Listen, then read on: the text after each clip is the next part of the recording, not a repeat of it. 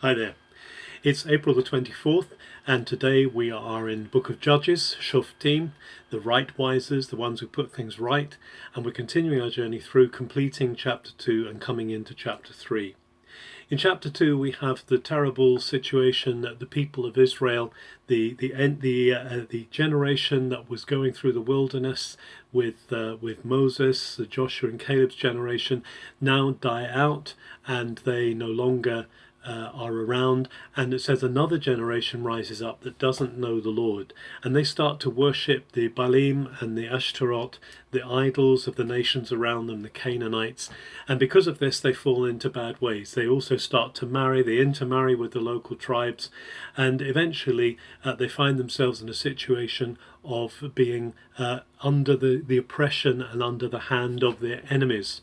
And in chapter 3 we particularly hear about some of these enemies, and there's a pattern to it that enemies rise up against Israel, they hold them in thrall for a period of time, then the Lord raises up a Shophet, a deliverer, and that Shophet delivers them and sets them free, and they have a period of peace, but then that judge dies and they go back to their bad ways, and so the Lord raises up another one. It's a pattern that goes throughout the book of Judges. So the first Shophet, the first judge that the Lord raises up in chapter 3 is Othniel. Now we've already met Othniel because he's the son-in-law of Caleb, and he has inherited the city of Devere, and he is raised up as in the power of the Lord to be a deliverer from the power of King Cushan-Rishathaim. Cushan-Rishathaim is the king of Syria, or the northern part, sometimes called Mesopotamia in the old readings, and he holds Israel in thrall for 8 years. But then Othniel rises up and he delivers the people of Israel from Cushan-Rishathaim, and they have peace for 40 years.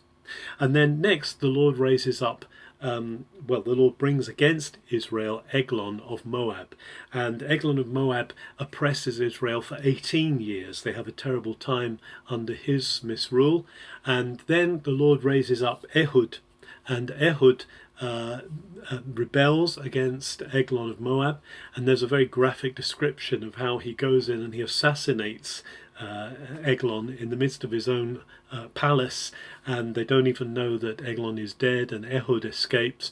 But then he rouses the Israelites with the call of a shofar, and they overcome the Moabites at the fords of Jordan. And so again they are free for this time for 80 years. They're given rest as they've overwhelmed Moab. And then lastly there's the mention in chapter 3 of Shamgar, a very short reference to the judge, the Shophet Shamgar, son of Anat, and he kills 600 Philistines with an ox goad. It's just a little snippet that includes him in the story. The sad thing is that Israel even needs these judges, even needs these deliverers, given that she has experienced the power of God. How quickly fickle people forget the good things that God has done for them, how quickly they forget the goodness of God. It's something that we constantly need to call on God for. We constantly need to be refreshed in. And if we're in danger of forgetting, we need the Spirit of the Lord to refresh us again in understanding how good He is. Have a good April the 24th.